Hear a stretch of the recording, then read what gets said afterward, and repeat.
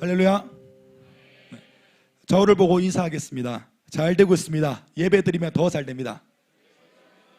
예배하면 우리 다들 MBTI 많이 들어보셨죠? 우리 청년 가사들이 올라오면 꼭 한 번씩 하는 MBTI 이야기죠. 이 MBTI는 사람들의 사회적 기능을 4가지로 나누고, 이렇게 나눈 기능이 실생활에서 어떻게 작용하는지에 대해서 검사할 수 있는 심리 검사입니다. MBTI에서는 4가지 기능 중 판단 기능이라는 것이 있습니다. 생활 속 어떠한 상황에 직면했을 때 상황을 어떻게 해석할 수 있는지에 대한 기능입니다. MBTI에서는 이 기능을 T유형, F유형으로 구분 짓습니다. TF 하니까 좀 더 알았죠, 이게? 네. T유형은요, 어떠한 상황 속에서 논리적이고 객관적이고 또 진실과 사실에 초점을 맞추는 경향이 있습니다. 예를 들어 자동차 사고가 났다는 친구의 전화를 받았을 때, 야, 너 보험 들었어? 야, 누가 더 먼저 받았어? 몇 대 몇이야? 이런 걸 먼저 묻는 친구는 T유형입니다. 또 F유형은 감정적 그리고 감성적 기능을 이용하는 사람들입니다. F유형은 자동차 사고가 났다는 친구의 전화 속에서 괜찮아? 안 다쳤어? 놀랬겠다. 이런 말을 먼저 하는 친구들은 F유형입니다. 저희 청년들끼리 한 번씩 이야기하다가 나오는 말이 있습니다. 과연 예수님은 MBTI가 어떻게 되실까? 이런 이제 그냥 우스갯소리를 한 번씩 이제 얘기합니다. 청년들끼리 우리끼리 그냥 감히 상상해 봤을 때 다들 좀 여러 가지 의견이 나옵니다. 근데 단 하나 정확하게 일치하는 부분은 F유형일 것이다. 예수님은 완벽한 F유형일 것이다 라는 것입니다. 결국 이 이야기의 최종 결론은 예수님은 역사적으로 최고의 공감러이시다, 뭐 이렇게 표현을 합니다. 네. 아멘. 네. 저는 이 검사를 하게 되면 F유형이 나와요. MBTI 검사를 하면. 근데 좀 T와 F 사이를 좀 오갑니다. 조금씩. 때로는 공감을 해주고 또 때로는 현실적인 대안을 이야기하기도 합니다. 그래서 제 주변 사람들은 저를 두고 F냐 T냐 서로 논쟁을 합니다. 저를 빼고. 나는 스스로 F라 생각하는데 다른 사람들만 각자가 얘는 T다, 얘는 F다 이렇게 상상하는 거죠. 제게 고민을 털어놓으러 오는 사람들이 가끔씩 있습니다. 그런데 저에게는 이때 나름대로 좀 기준이 있습니다. 공감이 필요한 경우도 있지만 해결해 줄 수 있는 말들을 그 공감이 오히려 독이 될 때는 그 상황을 해결해 줄 수 있는 말을 하려고 좀 노력을 합니다. 이 때문에 공감력이 없다는 소리도 좀 듣는 편입니다. 우리가 행복 모임을 하면서 베스트를 섬기다 보면 공감력이 정말 중요한 요소라는 것을 깨닫게 됩니다. 베스트가 자신의 이야기를 할 때 눈물로 함께 공감해주면 그 행복 모임은 정말 좋은 점수를 얻게 됩니다. 하지만 때로는 공감보다는 해결책이 필요할 때가 있습니다. 인생의 간절한 순간에서는 공감이 전혀 도움이 되지 않을 때도 있습니다. 오늘 본문에서 소개하는 한 여인은 사람의 공감이 아니라 진정한 인생의 해결책을 얻어 자신의 인생을 행복한 인생으로 변화시켰습니다. 오늘 본문에서는 예수님이 우연히 한 여인을 만납니다. 사실은 이 만남은 우연을 가장한 필연입니다. 예수님은 갈릴리로 가시는 중에 사마리아를 지나가게 됩니다. 그러던 중 수가성에 들으셨을 때 잠시 야곱의 우물에서 쉬어가려고 하셨습니다. 그때 한 여인을 만나게 되는데 오늘 이렇게 중요한 만남을 말씀을 통해 다시 한번 읽어보겠습니다. 오늘 본문 6절에서 7절 말씀입니다. 거기 또 야곱의 우물이 있더라. 예수께서 길 가시다가 피곤하여 우물 곁에 그대로 앉으시니 때가 6시쯤 되었더라. 사마리아 여자 한 사람이 물을 길어 왔음에 예수께서 물을 좀 달라 하시니. 아멘. 네, 이 여인과의 만남은 조금은 이상한 점이 하나 있습니다. 우리가 그냥 이 본문을 읽을 때 이 이상함을 느끼기는 조금 힘듭니다. 오늘 우리가 이 본문을 읽을 때에는 마치 우리에게 숨은 그림 찾기 하듯 성경의 메시지가 문화의 차이 속에 숨어 있는 형태가 됩니다. 오늘 제가 말씀드리고자 하는 이 이상함의 단서는 시간에 있습니다. 시간. 방금 읽은 본문에서는 시간이 제6시라고 합니다. 우리가 방금 읽은 성경의 시대는 시간을 표기하는 방법이 지금과는 조금 달랐습니다.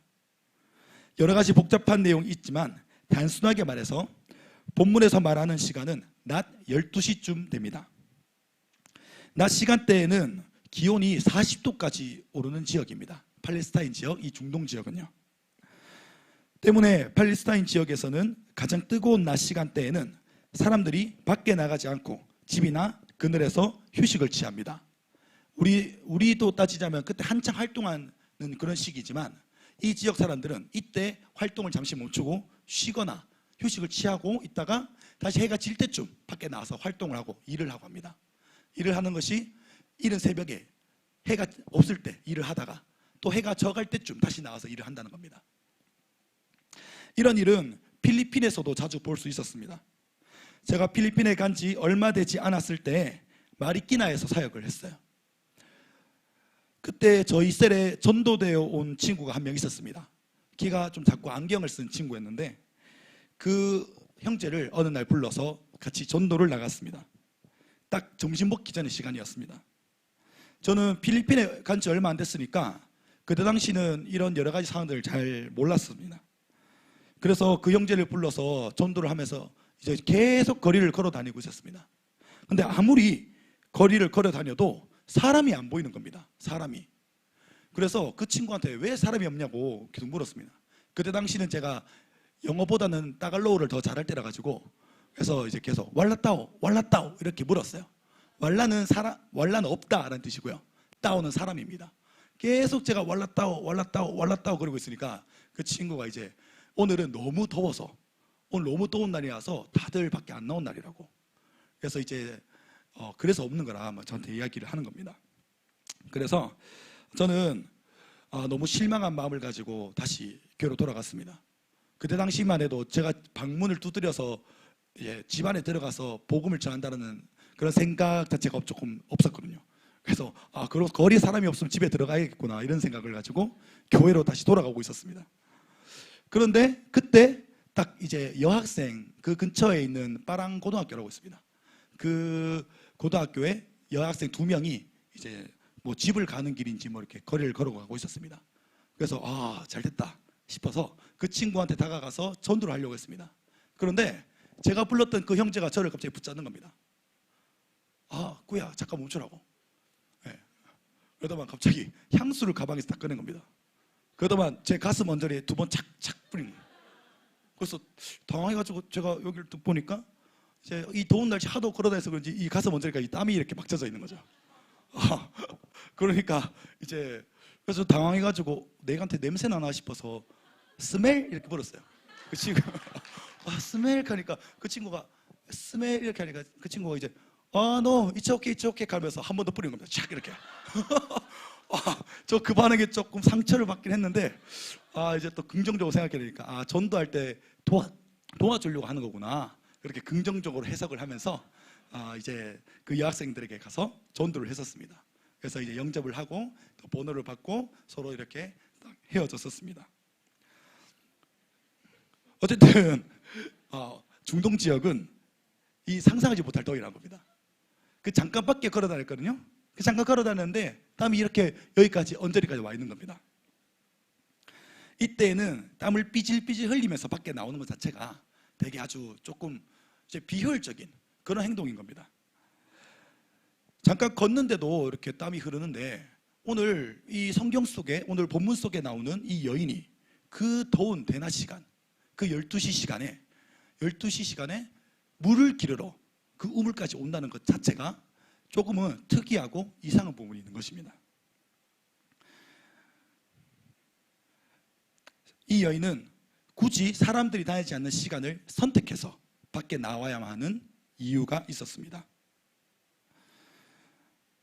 이 여인은 이날도 여전히 은밀히 밖으로 나왔습니다. 이제는 익숙해진 사연을 가지고 우물을 향해 갔습니다. 그곳에서 예수님을 우연히 만나게 됩니다. 예수님을 만나게 되는 계기는 대부분 우연히 찾아옵니다.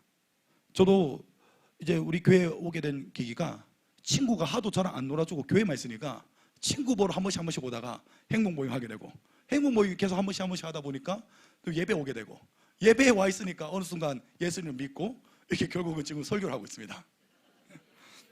아멘, 아멘. 우리가 베스트를 만나는 것도 우연처럼 다가옵니다.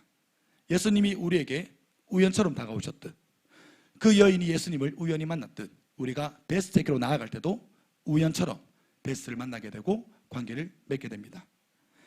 하지만 그 우연 같은 필요를 놓치지 않도록 우리는 항상 기도하고 긴장해야 될 것입니다.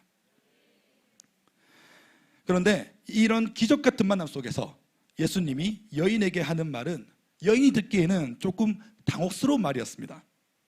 본문 10절을 읽어보도록 하겠습니다. 다 함께 읽어보겠습니다. 예수께서 대답하여 이르시되 내가 만일 하나님의 선물과 또 내게 물 좀 달라 하는 이가 누구인 줄 알았더라면 내가 그에게 구하였을 것이요 그가 생수를 내게 주었으리라. 아멘. 예수님의 말씀은 이 여인에게 있어서는 황당한 말이었습니다. 우리가 지금 이렇게 성경으로 읽을 때는 조금은 그냥 그렇구나 라고 읽을 수 있는 부분이지만, 그 당시 여인에게 있어서 예수님은 조금 약간 이런 말하기 좀 그렇지만 도를 아십니까? 같은 느낌일 수도 있습니다. 자, 감히 상상해 보기로는, 혹시 도를 아십니까? 만나본 적 있으신가요? 예. 저도 만나본 적이 있습니다.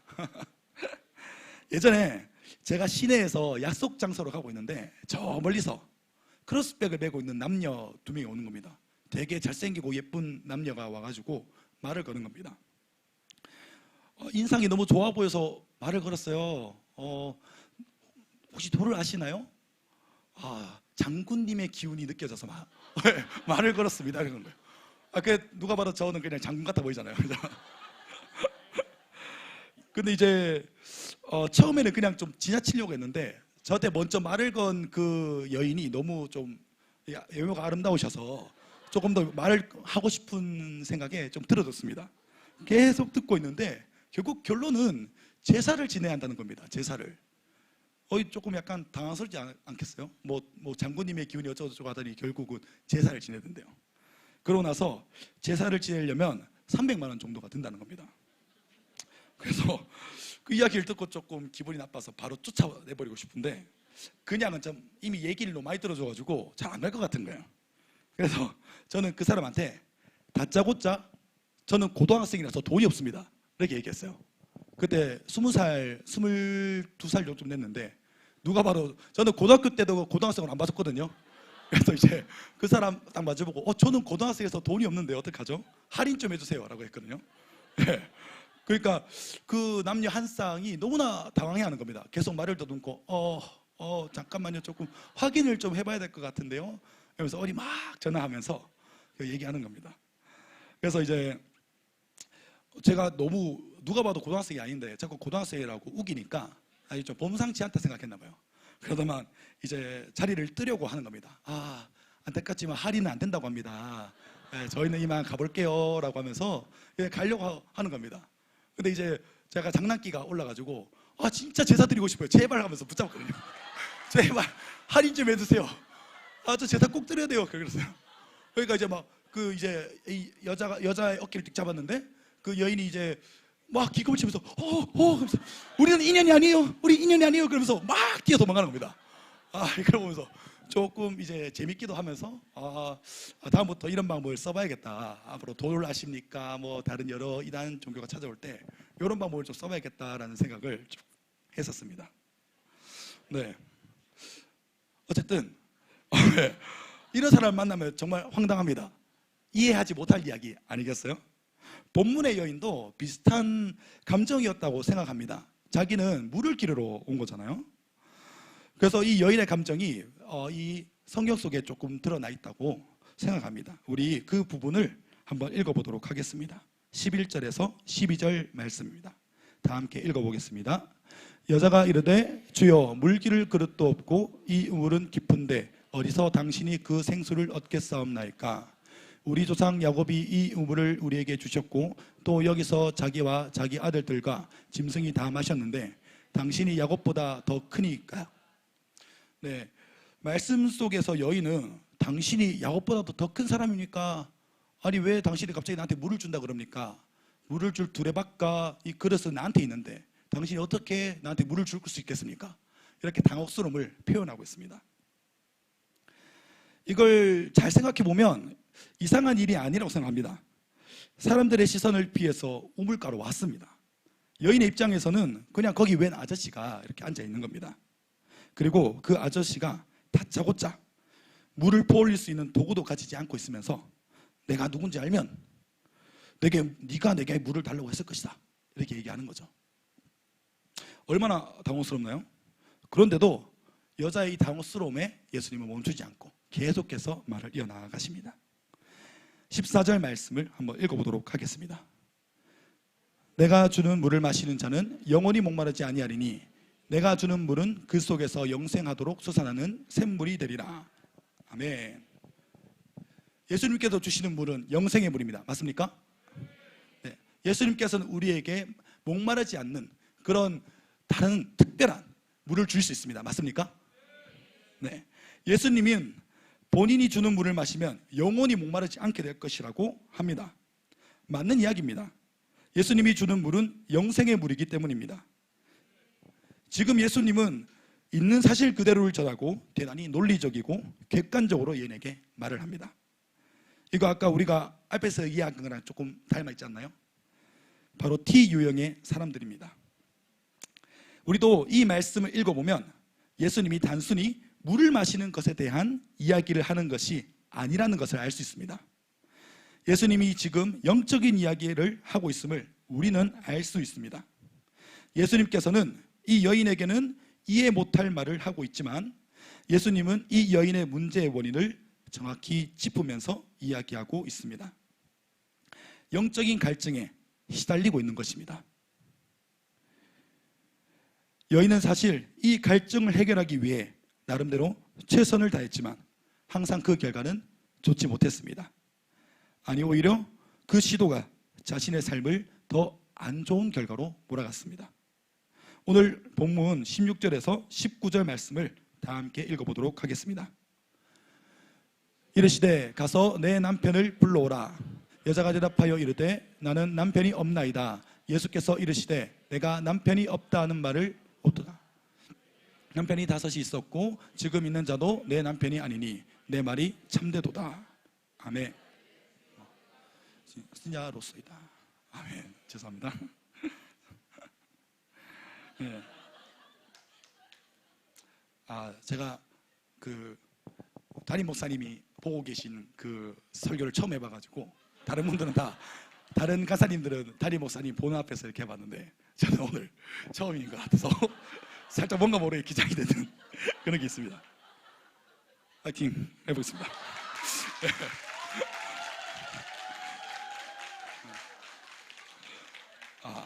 네. 우리 다시 설교로 돌아가자면 이 여인은 6명의 남자를 만났습니다. 하지만 5번의 결혼에 실패해도 5번의 결혼에 실패하고 지금 만나는 남자와도 결혼하지 않고 동거를 하고 있습니다. 소위 말해서 성적인 죄를 짓고 있는 것입니다. 이 죄가 이 여인이 기본적인 삶의 아주 기본적인 물 뜨는 것마저도 숨어서 해야 했던 이유였습니다. 이 여인이 남자를 계속해서 만난 이유는 여러 가지로 추측해 볼 수 있습니다. 사회적으로 또 경제적으로 안정을 취하려고 할 수도 있고 때로는 부모님들의 그런 정략 결혼 같은 거 그런 것도 추측해 볼 수 있겠죠. 하지만 결혼을 선택한 근본적인 이유는 행복해지기 위해서 아닙니까? 네, 결혼을 행복해지기 위해서 다들 선택합니다. 하지만 행복을 위해 선택한 결혼이 자신을 행복하게 만들지 못했습니다. 때문에 행복을 위해 이혼을 선택합니다. 하지만 이것도 자신을 행복하게 만들지 못했습니다. 때문에 행복을 위해 이혼을 선택했습니다. 이런 행동을 6번 반복합니다. 심지어 지금 만나는 남자와는 결혼하지 않고 동거하는 관계라고 합니다. 결국 이 여인은 행복을 위해 끊임없이 남자를 갈구하고 만났지만 마지막까지 남자를 통해서 행복을 얻지는 못했습니다. 이 여인을 스쳐간 남자들은 이 여인의 불행과 어려움 속에서 공감은 해줄 수 있었습니다. 감정을 공유해 줄 수는 있었지만 여인의 삶은 책임져 주지 못했습니다. 결국은 이 여인을 버리기로 선택한 것입니다. 여인은 그럼에도 자신이 선택할 수 있는 길이 몇 없음을 알고 있었습니다. 그래서 행복을 위해 또다시 남자라는 것을 선택했습니다. 그렇지만 안 좋은 결과는 계속해서 반복됩니다. 얼마나 삶이 불행하고 힘들겠습니까? 행복을 위해 선택한 일들이 결국 정상적이고 기본적인 삶마저 불가능하게 만들었습니다. 스쳐 지나간 수많은 남자들의 책임감 없는 공감들이 이 여인에게 얼마나 큰 도움이 되었겠습니까? 이 여인은 공허합니다. 삶의 풍성함과 행복을 느끼지 못합니다. 자신의 입지가 언제나 두렵고 불안합니다. 매일매일을 불안 속에서 불행해합니다. 끝없이 몰려오는 공허함을 이겨낼 수 없지만 딱히 자신이 할 수 있는 방법도 없기에 자신이 할 수 있는 일들을 선택합니다. 제가 정신의학신문이라는 걸 본 적이 있습니다. 거기서 한 정신의학 전문의가 쓴 아티클을 보았습니다. 글쓴이는 사람의 정신을 3층짜리 건물로 표현했습니다. 3층은 분노입니다. 2층은 불안입니다. 1층은 우울입니다. 그리고 이 건물에는 지하도 있는데 이 지하는 바로 공허입니다. 이 글에 따르면 3층인 분노는 불안의 영향을 받는다고 합니다. 그리고 2층인 불안은 1층에 있는 우울의 영향을 받는다고 합니다. 그리고 1층에 있는 이 우울은 공허의 영향을 받는다고 합니다. 3층과 2층은요, 잘 될 거야. 잘 될 거야. 그 사람은 너한테 그런 생각 없어. 이렇게 긍정적인 사고와 생각으로 마인드를 바꾸면 이 분노와 불안은 어느 정도 조절이 된다고 합니다. 그런데 1층에 있는 이 우울은요, 긍정적인 생각으로만 조절이 되지 않는다고 합니다. 그럴 때 약물을 섭취하면 이 1층에 있는 우울은 어느 정도 또 조절이 됩니다. 하지만 약물 치료도 긍정적인 사고방식도 그리고 여러 가지 치료 방법을 동원해도 마음에 있는 이 공허함은 채워낼 수 없다는 겁니다. 결국은 이 지하 1층에 있는 공허함이 다시금 우울함에 영향을 주고 이 우울함은 불안에 영향을 주고 이 불안은 다시 분노에 영향을 준다고 합니다. 결국 잘 될 거야. 그리고 사람이 생각하는 여러 가지 방법, 긍정적인 사고, 그 다음에 긍정적인 생각, 봉사, 착한 행동, 여러 가지 방법들을 동원해도 결국 마지막에 있는 지하 1층은 정복하지 못한다는 것입니다. 그리고 이 글은 결국 이렇게 마무리를 합니다. 공허함을 이기기 위해서는 의미 있는 무언가를 찾아야 합니다. 의미 있는 무언가를 찾아서 여러분 삶에 채워놓으십시오. 이렇게 끝이 납니다. 아주 구체적인 해결 방안을 제시하지 못한 채로 끝을 내버리고 말죠. 많은 베스트를 만나서 이야기를 나눠보면 불행의 이유가 정말 다양하다는 것을 알 수 있습니다. 걱정, 근심, 인생의 사건, 사고, 믿었던 사람으로부터의 배신, 그리고 폭력, 좌절, 너무나 다양합니다. 하지만 이런 불행 속에서 행복을 위해 사람들은 끊임없이 무언가를 갈망합니다. 직장, 공부, 여행, 친구, 애인, 여러 가지 무언가를 끊임없이 우리 인생에 채워넣으려고 시도합니다. 하지만 항상 만족하지 못하고 공허한 가슴만을 가진 채 살아갑니다. 본문에 나오는 여인도 마찬가지죠. 그런 우리에게 예수님이 찾아오시는 겁니다. 어찌할 손쓸 방법이 없고 여러 가지 시도를 해봤지만 결국 좌절 속에 있는 내 가슴 안에 남아있는 이 지하 1층의 공허함은 정복하지 못한 채 쓰러져 있는 우리에게 예수님은 우연인 듯 아닌 듯 찾아오십니다. 민호 형제가 아까 오전에 얘기했듯이 거짓말처럼 예수님을 만나게 되는 것입니다. 그리고 예수님은 우리에게 반드시 가져야 하는 것을 쥐어주십니다. 어떠한 나무가 이 뿌리가 뽑혀서 물을 필요로 합니다. 살려주세요. 전 죽어가고 있습니다. 제발 제게 물을 주세요 라고 하고 있는 이 나무에게 넌 정말 좋은 나무야. 보렴, 너의 잎은 정말 푸르생생하고 생기가 너무 넘친단다. 이렇게 얘기한다 그래서 나무가 살 수 있겠습니까? 아니죠. 나무에게는 물이 필요합니다. 나무에게는 물을 주어야 합니다. 인생의 답을 찾고 있는 사람에게는 답을 주어야 합니다. 그들에게 공감으로는 한계가 있습니다. 결국 마지막 지하 1층을 정복해내지 못합니다. 그 지하 1층을 정복해낼 수 있는 인생의 해결책을 제시해 줘야 하는 것입니다. 예수님은 우리가 그토록 갈망하는 삶의 정답을 가지고 우연처럼 우리에게 찾아오십니다. 오늘 본문 25절에서 26절 말씀을 읽어보도록 하겠습니다. 다 함께 읽겠습니다. 여자가 이르되 메시아 곧 그리스도라 하는 이가 오실 줄을 내가 아노니 그가 오시면 모든 것을 우리에게 알려주시리이다. 예수께서 이르시되 내게 말하는 내가 그라 하시니라. 아멘. 사람의 힘으로 건네줄 수 있는 물들은 잠시 목을 추이게 할 수밖에 없습니다. 결국 인생의 근본적인 문제가 해결되어야 하는 것입니다. 그것은 우리가 아무리 공감을 해준다고 해서 되는 것은 아닙니다. 문제의 해결은 오직 복음만이 가능하게 합니다. 예수님이 우리 인생의 정답이십니다. 예수님이 우리 인생의 능력이십니다. 지금 우리는 이 능력을 가지고 있습니다. 우리는 지금 예수님으로 인해서 너무나 고귀한 삶을 살고 있는 것입니다. 모두가 가지려고 하지만, 모두가 시도를 하지만 아무나 가질 수 없었던 인생의 정답 예수 그리스도를 마음에 모시고 살아갑니다. 그리고 예수님은 우리의 마음속에 계시면서 우리를 움직이셔서 또 다른 누군가에게로 찾아가게 하십니다. 마가복음 3장 14절 말씀을 다 함께 읽어보도록 하겠습니다. 이에 12를 세우셨으니 이는 자기와 있게 또 보내사 전도도 하며. 아멘. 우리는 우리의 삶을 돌아볼 때 연약한 모습만을 발견할 때가 많습니다. 이런 내가 뭘 할 수 있을까? 내가 과연 학교 친구들을 전도할 수 있을까? 내가 복음 전한다고 괜히 나대다가 아싸 되는 거 아니야? 나 왕따 되는 거 아니야? 이런 고민들도 할 수 있겠죠. 나도 아직 예수님을 제대로 경험해보지 못했는데 이런 내가 예수님을 제대로 전할 수 있을까? 여러 가지 고민들이 우리를 휩싸이고 있습니다. 이런 고민들은 우리가 복음을 전하지 못하게 하는 걸림돌이 됩니다. 저 또한 예외는 아닙니다. 저도 언제나 복음을 전하기 전 이런 마음들이 저를 누를 때가 많습니다. 하지만 예수님은 이런 우리를 전도하는 사람으로 세우셨다고 하셨습니다. 아멘.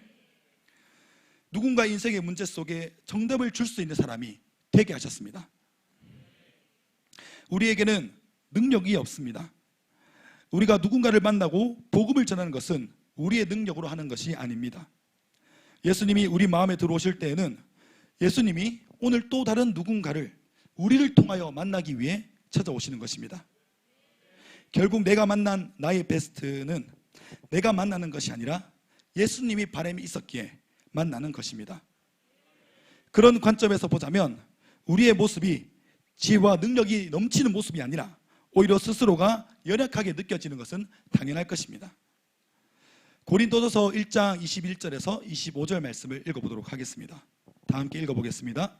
하나님의 지혜에 있어서는 이 세상이 자기 지혜로 하나님을 알지 못하므로 하나님께서 전도에 미련한 것으로 믿는 자들을 구원하시기를 기뻐하셨도다.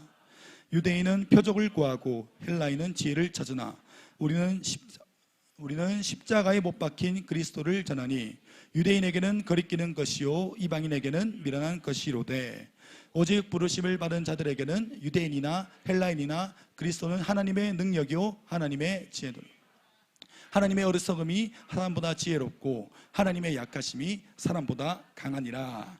아멘. 사람의 지혜와 능력으로 복음을 전하는 것은 오히려 십자가를 헛되게 한다고 이야기합니다. 우리의 힘이 아니라 하나님이 주시는 능력과 지혜로 미련하게 복음을 전하는 것이 오히려 십자가를 헛되지 않게 하는 것이라고 합니다. 지금 복음을 가지고 나가는 우리의 모습은 미련한 듯이 보일지 모릅니다. 우리가 복음을 전할 때 듣는 우리 베스트들이 교회 가면 돈을 주냐 뭘 주냐 이런 말을 많이 합니다. 저도 제 친구들을 전도할 때 늘 그런 얘기를 들었습니다. 교회 가서 시간 다 뺏기면 언제 공부하냐, 언제 뭘 하냐, 돈을 주냐 뭘 주냐, 아이고 그럴 바에는 그냥 딴 거 해라 이런 말을 많이 듣습니다. 그렇지만 그럼에도 불구하고 다시 그 친구들 만나서 복음을 전하는 우리의 모습이 때로는 미련해 보일 수도 있다는 것입니다. 우리가 제대로 믿지 못하고 우리가 제대로 알지 못하는 상태에서 두려움 속에서 전하는 이 복음이 떨리고 무섭고 힘들지만 이런 미련한 모습이 오히려 십자가를 헛되지 않게 만드는 모습이라고 이야기하고 있는 것입니다. 지금 복음을 가지고 나가는 우리의 모습은 미련한 듯이 보일지도 모릅니다. 그렇지만 복음의 능력을 의지한 채 용기 내어 전한 그 복음이 가장 뛰어난 전도임을 알 수 있습니다. 우리가 아직 다 말하지 못한 것이 하나 있습니다. 바로 예수님을 믿게 된 사마리아 여인의 변화입니다. 실제로 예수님을 믿게 된 사마리아 여인은 그 자리에서 곧장 변화가 됩니다. 물을 들어온 여인입니다. 이 물을 들어온 여인이 예수님을 만나자, 예수님을 믿게 되자 그 물동이를 버립니다. 사람들을 피해서 이 대낮 시간에 몰래 우물가로 나온 여인입니다. 그런데 이 여인이 예수님을 만나자 그 대낮 시간에 이 온 동네 방네를 뛰어다니면서 예수님을 전도하기 시작합니다. 누구보다도 내면이 어두웠던 여인은 이제 예수님을 마음에 보시고 누구보다 아름다운 모습이 되어 성경 속에 기록되었고, 지금 우리는 이 성경을 읽고 은혜와 도전을 받기 위해 노력하고 있습니다. 제게도 비슷한 경험이 있었습니다. 20살에 저는 예수님을 믿었습니다. 저는 예수님을 믿기 전에 정말 열심히 살았습니다. 매일 아침 일찍 일어나고 또 학교와 아르바이트 또 봉사활동 그리고 친구들과의 이런 놀이, 교제 이런 걸로 정말 매일매일을 바쁘게 살았습니다. 진짜 최선을 다해 살았습니다. 늘 아버지께서 제게 해주신 말이 있었습니다. 열심히만 살면 반이라도 간다고. 열심히만 살면 된다고. 무조건 열심히 사는 모습이 그냥 최고라고. 그렇게 얘기했었습니다. 저는 그거를 믿고 늘 최선을 다해 살았습니다. 매일 아침 6시에 일어나서 학교 가서 교수님 칠판 닦아드리고 물 떠다 놓고 공부 잘 못하니까 이런 걸 점수 좀 얻으려고 제가 시도를 했었습니다. 네, 어쨌든 점수 높게 받아야 되니까. 네. 그렇게 하고 또 세미나가 있으면 또 이제 교수님 또 찾아가고, 교수님 뭐 연구하신다 그러면 옆에서 또 좀 이렇게 잡다한 거 좀 도와드리기도 하고, 뭐 이렇게 되게 열심히 살았었습니다. 네. 하지만 아무리 열심히 살아도 매일매일 집에 돌아가는 그 길이 너무나 허무할 수 없었습니다. 텅 빈 것 같아서 견딜 수가 없었습니다. 열심히 살면 된다라는 그런 근거 없는 믿음으로 정말 매일매일 이 텅 빈 마음을 채우기 위해서 무엇이든 시도했습니다. 하지만 그랬던 제가 1년간 꾸준히 저를 전도한 친구를 통해서 예수님을 믿게 되었습니다. 말씀을 읽으며 나를 위해 십자가에 못 박히신 예수님이 믿어지던 그 밤을 저는 아직도 잊을 수 없습니다. 내 어깨에 있는 무거운 짐 같은 게 벗어지는 느낌이 들었습니다. 그리고 마음이 꽉 차기 시작했습니다. 그냥 말씀을 읽고 예수님이 정말 날 위해 죽어주셨구나라는 걸 안 순간부터 기쁨이 차오르기 시작했습니다. 눈물이 멈추지 않았습니다. 저는 그 감격에 눈물을 흘리면서 집을 뛰쳐나갔습니다. 뛰쳐나가서 온 동네를 뛰어다니면서 여러분, 예수님이 저를 구원하셨습니다 라고 소리를 지르면서 다녔습니다. 예전에 저희 집이 수성구에 있는 그 성전 바로 뒤에 있었습니다. 거기 뒤에 가면 놀이터가 있는데 그 동네가 저희 동네입니다. 그 동네를 온 동네 방네 뛰어다니면서 예수님이 저를 구원하셨습니다 라고 소리를 지르면서 다녔던 기억이 있습니다. 그랬던 시절이 있었습니다. 말씀 뵙도록 하겠습니다. 뜬금없이 맺어보겠습니다.